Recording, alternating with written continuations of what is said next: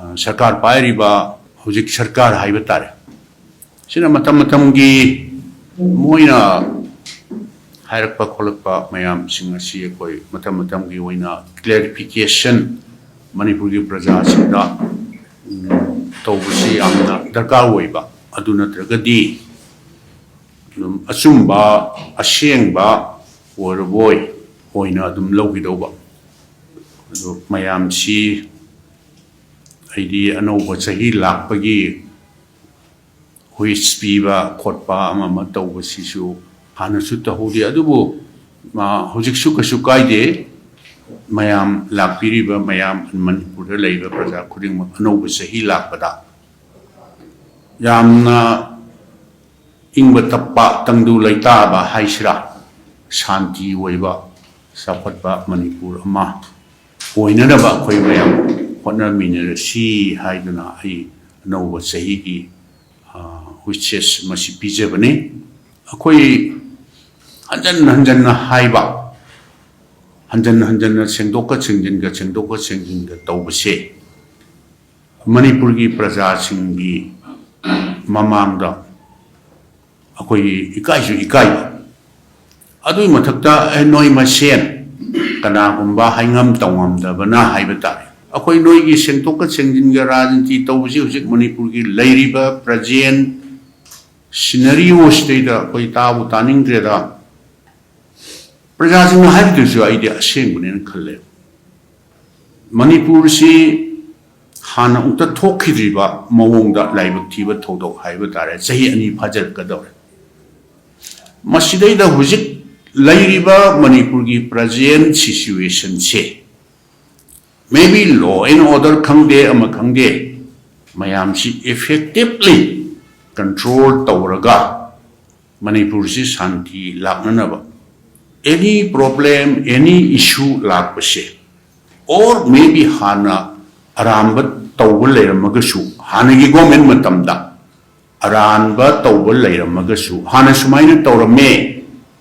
अखोइना हुजिक रेक्टिफाई तौरे सुमथोए हाइगदि असेंग ओरगदि अखोइ यावना एप्रिसिएशन पीगनेबा अखोइ गवर्नमेंट सिदा अदु नतना लैरिबा सरकार सिगी चीफ मिनिस्टर सिना करिनो आइडी हाइबबु हाइतेदा माना हंजन ngangbसे सिबु यंगो आई खबर सि पायर लापसे आई इकाइबने थोलिबिरांग से कांग्रेस ने तौरंबा थबक सिंगी महीनी हाइरि कांग्रेस ने तौरंबा मणिपुर दा हुजिक लैरिबा चिंगदा तमदा शोरदा कुंगंगदा कांग्रेस ने तौरमदबु करी लैगेबा ngasi मणिपुर दा उरिबा मयाम से अखोई कांग्रेस पार्टी ना आइदी अंगम्बा खरा तौरंबा कंट्रीब्यूशन ने आइदी थमनिंग बने अदु हौजिक कनोदगा यावरिबा लोकल न्यूज दा यावरिबा खोलिबा मयाम से फेंसिंग गासे इंडो म्यांमार फेंसिंग मोरे दगा तौबसे मोइना तौबदौना अखोइदि वा अमा ngangbसी सोइगिद्राना यामना कीना यामना सेक्शन ना हाइबा तारे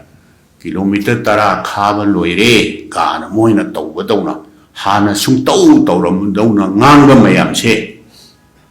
मसी अदुम मतमतंगी खरखरा सेंदोक्तरगदि अखोइदि प्रेस ता ngangbो ओरो असेंबली दा हाइबो ओरो यामना कीना हाइबा तारे असेंबली सी मयामना हाइनरिबनी टेम्पल ऑफ डेमोक्रेसी ना असेंबली दगा हाइबा प्रजा सिंह दगा ngangbो वासे कोई प्रेस की थ्रू दा कइदा ngangbसे without authority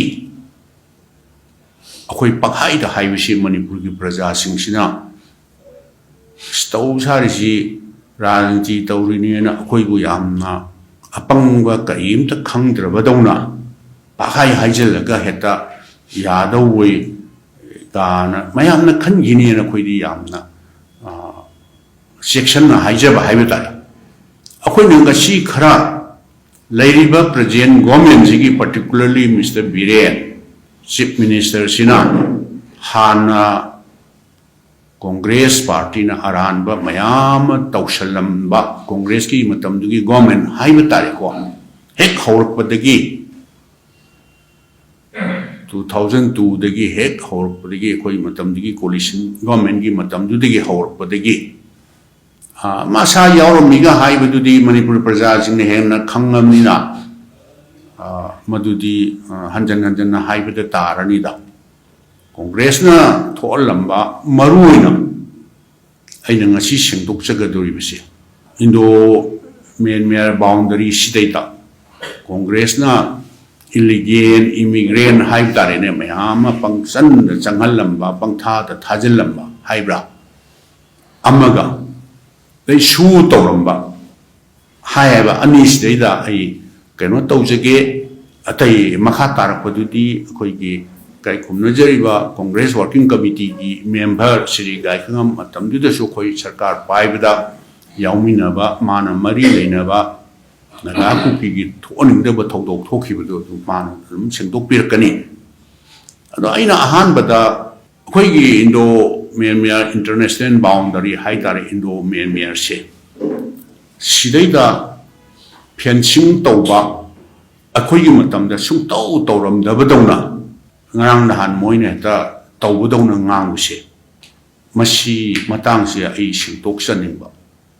press ta su horen ai adum copy pijege angasi su local dailies phong iba sangai da pokna phamda kari da loina tai khabar khudi muta loi yawbani da adu local paper da phong i su authority amaga loina na phong i ni daita leiba khabar ngakta ne Moji Pangfong Kung Banati Minister of Home Affairs na Sahi Gari Piba report to Adudat BS Tauraga Phone Banel Ministry of Home Affairs na Boundary Fencing Tobase Moina Tauhal Level Akoi State Government na Tau na Tieb Akoi Government gi Matam da su Ado Akoi Government gi matam duda haiba tare 2010 11 da matam dugi akhoi gi government na masi sigi international boundary se masi fencing tawba yamna darkar oirani na khoi sarkar hek pairpati 2002 dagi adum indi government matek khar natte sahi 35 duda sahi manga amadi Center the ND and Haivata 2002 dagina 4 Bhavududi Hana Leramba Chiri Laiway Grava Atal Bihari Bajpayee government ND government Adu Sahi Anima 2014 Dana 17 Bhause Sina Huziki Prime Minister Sri Narendra Modi Sigi Sarkar Koi Sahi Tramaje Samna Hair Sahi Manga Amadi Center the ND na Sakar Paiba Matam Dune. At 2002, the 2004 Baba Sahi Anido, Madu Shri Atal Bihari Bajpayee Sakar Paiba, Matam Dudagi, Taga Mashi boundary fencing she yamna Darka Wairena Poina Takpadigi 2010 da 2010 the di Koi poor the Gi Horaga, 10 to the D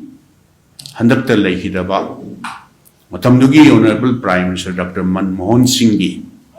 Aduga Home Minister na si Chidambaram gi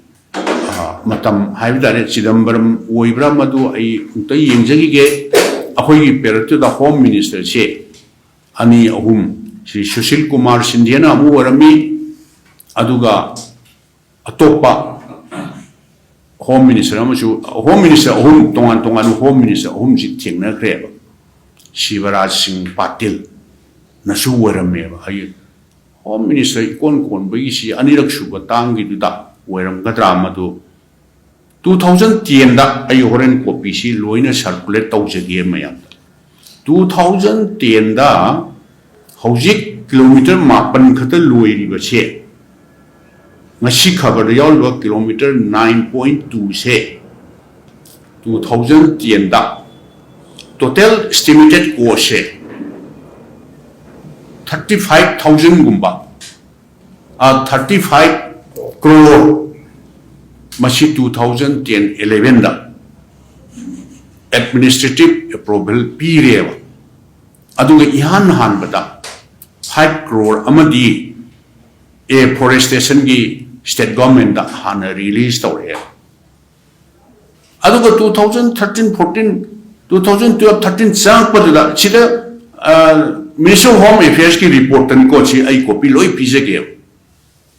ado khoi matam du da kilometer mariga point 2 si loi ramme 2011-12-13 da ado sida ju report ta yauri ko matam du da makha dum chatha gada base local protest हाइबम सिर्फ याव local protest कनानो अखोय हंजन नि हाइरे मतम दुगी इचम हाइबा civil society organisation अमना अखोय की India की हाइसिरा मणिपुर की लम्माने boundary से अमु रीडिमार्केशन दरका ओइरे हाइना like anything protest तौबुदगी मसी अकाइबा म लाप तारे हाइना कनागा understanding लेनरगा Sathok Chachin Frida Tauba Bamba Illegal Arms Ammunition Ado Somda Laga Disturb Tauba Hek Chensen Gibaya Kangu Nikang de Karamba Group ka Understanding Liner like anything Taubudegi Koi Cabinet Decision Lauraga Hare Hare Adudi Government of India Director General of Survey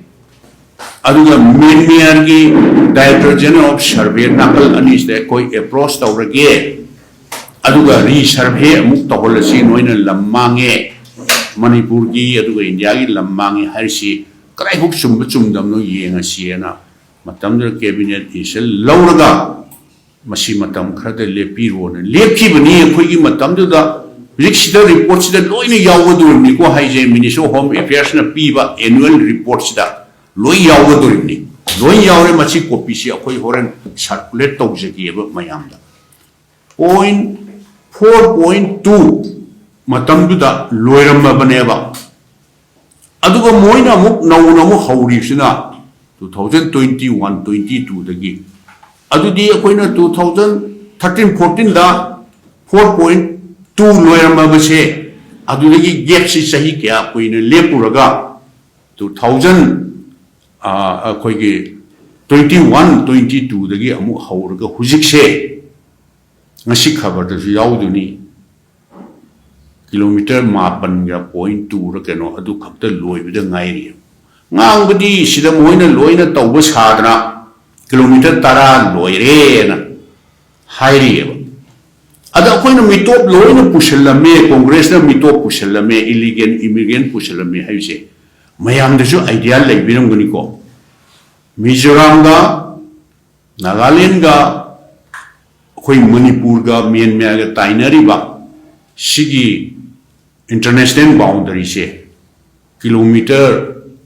398 kilometer samri gi yani kilometer ani da ngai ba mashi porous oina hangba leirine ado koi matam da kilometer mari khare han loirame hojik su mapan ga point 2 9.2 da ngai ba chetten loire khalse ba Lemhuri bisi 388 kilometer amdi porous oina jungle oina si hang leirine ado akoi matam dana mitop akoi na pusalami haiba ado hojikti moi mitop amat ta BJP ne pai de moi si lai launa mitop se am ta sangan bangam khidra bra kilometer 388 hojik su still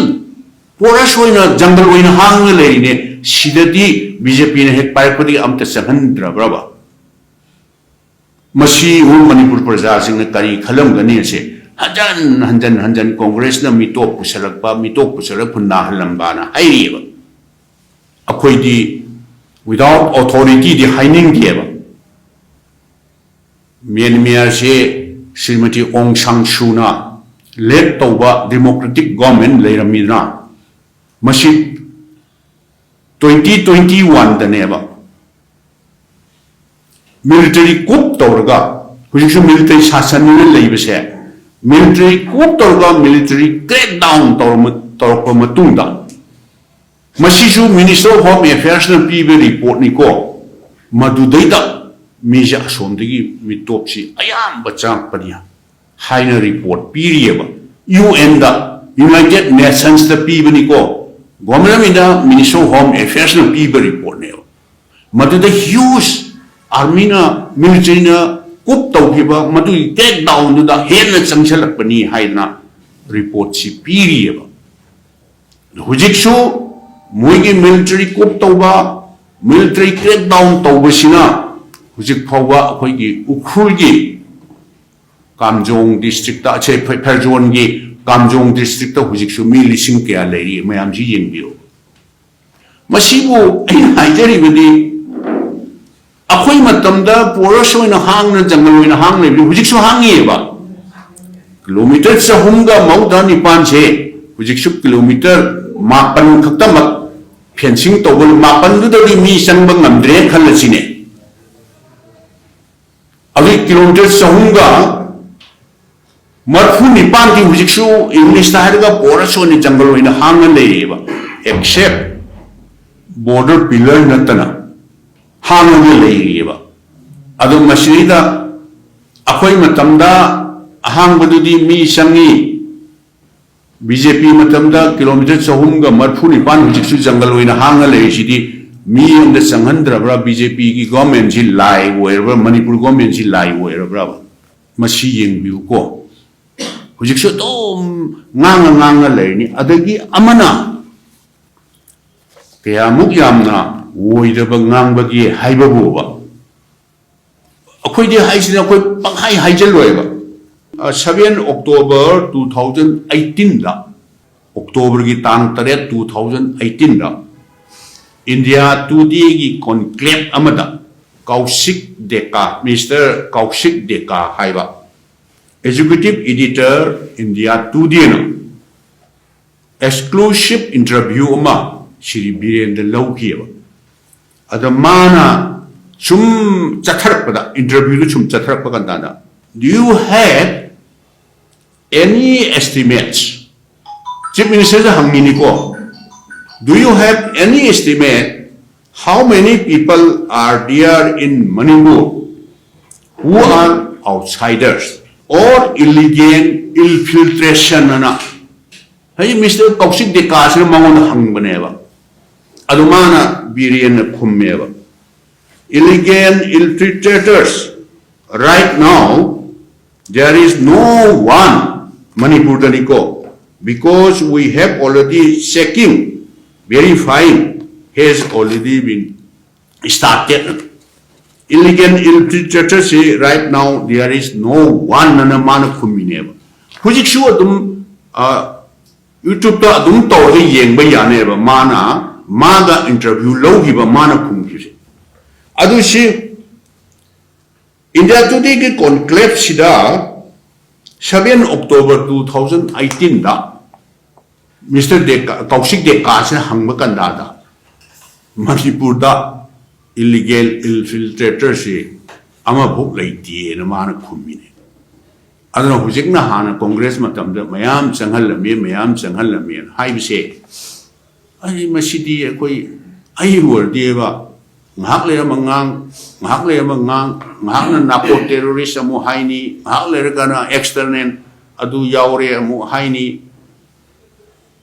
masidi ikai ni ngai ne masidi ikai ni ngai ne ba masieba sima aina singdok saning base adigi ani shuba amana barabar adum haile Congress na shu taunaramba Kuki matamdugi militant sing haibitare suspension of operation masi Prithvi ki mafam khuding makta India ki mafam khuding makta Manipur khakta natieba tongan ba mamingda ceasefire peace talk ana Nungay kapana kana roy akin masyan hana bana kana roy nungay kapa si lep na rasi ceasefire tawra si peace talk wari sana rasi na dum tawnari dna akoy ki say for example NSN IM ga chu dum tonari ba adu dumai todra somgi kuki matam dugi kuki militant sing se mashi nomai kapna ba se lepna ra si suspend to si suspension of operation shu si tona ra si haina unofficial loina sum haina ba su lei 2005 tagi border guard toriba Assam rifle ga moiga understanding am torga noi sidai da nomai kapna ba se akoina su kap yai noina su kap yai haidra unofficial loina understanding loina ceasefire se official di natte ko adugumba madu de khoi khangde adumaina leinei hai adudi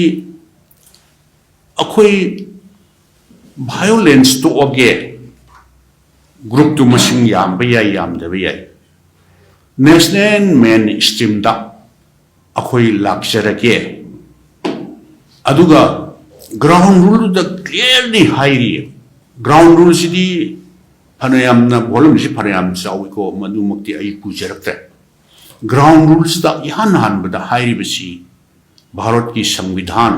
constitution si akhoi thajai adagi ani shuda Manipur ki apunba territorial integrity se masi shokpa yaga thabak amta tawjaroi demand amta tawjaroi clearly moiga sign tawnaba shoes the soi tawnaba da yawrim ni ko aduga tai di yam gre akhoi gi kaino tawba haiba tare moi security forces maybe central forces oiba yai adagi state force oiba yai mata nomai caption ba illegal extortion tawba yam gre masi ground rule mayam se adagi moina han pairamba nomai mayam da tongan ba AK47 oiba yai rifle oiba yai amo oiba yai madugi what masing mayam adagi ammunition nomai maru mayam masing kyano haisi masi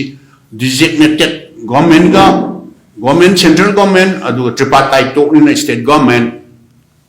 siga yanaba designated armory hype tarine khulai thambam du mada thamaga double lock tawraga moinam paiba khoinam paiba ground rules tani ko adudagi yamdrabda at least once every month joint monitoring group ana amalle madu senior IPS officer not below the rank of IGP amana amadai tadaba amana chairman warga joint monitoring group se madu joint monitoring groups da government of India ki minister of home affairs ki representative ama yaweba maduna tha amada yamdrabda amuklakti joint monitoring se si meeting tawgadabani haibasi mada ground rule da yawri madudai da moina monitor tawgaduri basidi moisi akhoi ga moiga yana dra sign tawnagriba suspension of operation se masigi ground rule se violate tawbra tawdabra habisi monitor tawrini ko monitor torga matam gi report si piri ne si yang lubne ba mase adu moina ta cabinet decision lorga moisi ground rule violate tawre haiba kari hai no khangde shu se withdraw tawbiro na cabinet decision lorga government of India the thai the ground rule da haiba di state cabinet na decision lorba aduga at the same time joint government of India minister of home affairs ki representative yawa joint monitoring group se machine su akoi despite of a repeated warning sigi militant group se akoi ga sign tawna gi se akoi na hanjan na warning to noi violate tawre noi ga tawnari ba su se abrogate tawroi do gi maram aduga piu haidna repeated warning tawra phokda moise dum violate tawda tawragadi Moishi, there is no alternative option. Moishi, Moiga Tona Shu say, abrogate Toba. We draw Toba Upai later. Moina Shu recommend Toba Never. I do recommend Torkanda, Government of Indiana, Kanaraga, O Moina Haji Sumena, Haidna, Shushi withdraw Toga, Aduga, abrogate Toga. Akoina Lakshani of Pointy Moina Shu to Salambadi Mashi to one money. Foreigner Yauna Shu is high down of the Yaura Mihari. Centered as a BJP government. Adu Maduda Shu to the Ashoiba Yaura Mene. Government of India, Moiga Tanaraga, Mashi abrogate over Shu to withdraw to the Yadi Haibishi Labra. Congress Matam the Shu shine Taunarambanina. Yadi Haibishi Labra, Mashi, Mr. Birianda Hangiba question Nico Masha. Then under the foreigner Yoram Targeti. A city no foreigner Yoram Yaroi, my Motama replaced or Hybra. Or not a foreigner Yoram if say. Foreigner Eki Makada, which you go part of Adum India government is a Hikia Paria, Central Labs. State government issue. Sahiga Pare, Sahi Nipan Buhele. Adu Hana Tormi, Hana Tormi, Hana Tormina, Atomaiva, Aine, Hayabdo. Sibu, Manipurgi Praza Singi Suga, Sikandaba, Arthur Kandaba, Adu ground rules, Sikandaba, ground rules, Sena, police officers in Mayama, Mother Yawa, Moto, Mayam lady. She Hanjan Congress now, Congress Kanda. Show shine Taunaram than a foreigner Yauram Hina. So Nangbe. Present situation say, law and order say, Mashi tackle Toba Haitraga. Say some have this has one Toba Haitera, total law and order say breakdown Tauraga. Alaman Haina Bum Naidine. Zagoish have the Haitraga. Karimam Doctor Taina Habracano. Sas one Toba Haitraga. Law and order is a subject say. Pasana del Toba Heraga, law and order she control Toba Mamdraga. Congressional Tormani, Congressional Tormani. Ikai Nine Shinida Aina Hajay. Even Baroki Sambidan say, Shigi can always but Supreme Court of Hoba, Manipurgi law and order say, total Pelloire. Constitutional machineries may have complete breakdown Tore Haji. Ikai Nina Travasia. Adugo Huziku, Shoy Green, me Kayano hat Kimse. Ha. A Karigumba, Shoy Grega, Haina City, Aina Kanbadi, Aisha, Railway Gi, Minister Amoy.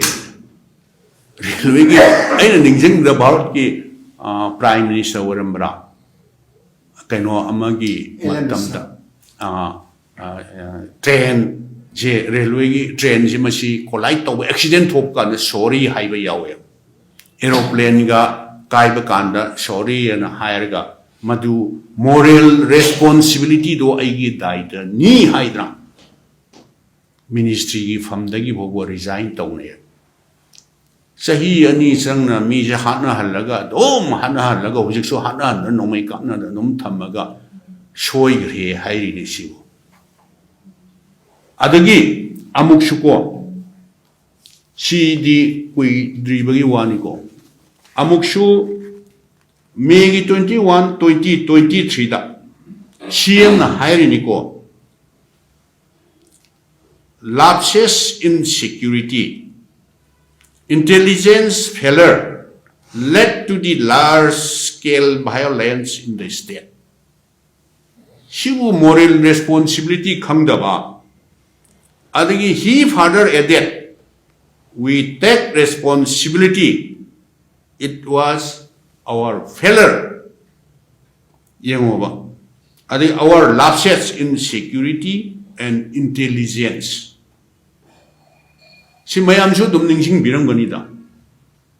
Si adu hujik ta amuk sorry shoy green. Train ga collide to tengai with a sorry hybrid yai. Come out on a aeroplane ga crash ꯇꯧꯕꯗꯨꯗꯤ ꯍꯥꯏꯕ ꯌꯥꯏ ꯆꯍꯤ ꯑꯅꯤ ꯆꯨꯞꯅ ꯆꯍꯤ ꯑꯃꯒ ꯃꯈꯥꯏ ꯍꯦꯟꯅ ꯍꯥꯟꯅꯗꯅ ꯑꯗꯨꯝ ꯂꯥꯛꯑꯕꯁꯤ ꯍꯧꯖꯤꯛꯇ ꯁꯣꯔꯤ ꯑꯗꯨꯅ ꯏꯟꯗꯤꯌꯥꯒꯤ ꯇꯣꯉꯥꯟ ꯇꯣꯉꯥꯟꯕ ꯄꯣꯂꯤꯇꯤꯀꯦꯜ ꯄꯥꯔꯇꯤ ꯂꯤꯗꯔꯁꯤꯡꯅ ꯅꯣ ꯃꯤ ꯍꯥꯠꯄ ꯌꯥꯕ ꯍꯥꯠꯇꯅ ꯃꯤ 50,000-60,000 ꯍꯦꯟꯅ ꯍꯧꯖꯤꯛ ꯃꯌꯨꯝ ꯃꯀꯩ ꯂꯩꯐꯝ ꯂꯩꯇꯗꯅ ꯔꯤꯂꯤꯐ ꯀꯦꯝꯗ ꯂꯩꯔꯒ ꯍꯧꯖꯤꯛꯇ ꯁꯣꯔꯤ ꯍꯥꯏꯕꯗꯤ ꯌꯥꯔꯣꯏ you should be held moral responsibility adu masana moral responsibility du khangadi magi togum thokpa ai resign togum thokpara kari thoi haibdi he should have to be decided ikai dro do hojikta sorry na haibisi madu punamaki daita se na thaina na chatlaga congress matamna su sign tawrambadagi thoan bani mitop mayam ama men meram dagi thajala thoan bani haibise masi ngasai ai amuka hanjalaga haijarabada ko akhoi gi international boundary se manipur ki se Nagaland aduga Mizoram thadana kilometer sahum ga maudrani pani almost kilometer samri gumbane hoji kilometer mapan da khari akhoi government na khawa haurambadu adugi tangkhai kitang hena da adu da khari adu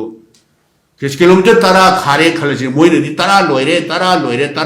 haibane ba adu jigle holba kilometer 88 to kilometer 388 hujik su porous oina jungle oina hang leiyeba adadi BJP di mi sangba yadi na hairaga mantram tawraga changhallam oidraba sigumba wa ngang misdi koidi ibu ikaida masi awai khum tawdran alai ta ngang na bisi masita adu moina ngamsala ni na moina ngangam ni na koina sengdokba amadi darkar oiba ai wafam kharache sengdoksebani adu makha taba darkar laga chom sengdoksegani akhoi kano political mileage launaba tawjaba nate ko adu makha taba sidi moina yam toina panbam lei kuki naga gi adu yam na hanagiba khonagibo matamdugi prime minister IK Gujral P.V. Narasimha Rao lakhibro laona haihibra haibdo madugi matamda thokhiba thodok to adugo hujik present scenario se ai thandana haisu nungai tieba akhoi matamda yawmin dakhiba akhoi gi nagagi prominent leaders hoiba hanigi deputy chief minister oi biramba aduga hojikna congress working committee gi members oi birba sri gaikhamna nagaku gi do adu mana kitang sengtok pina ba na akhoi na haijebani mana hojik makha ta bi sengtok pigani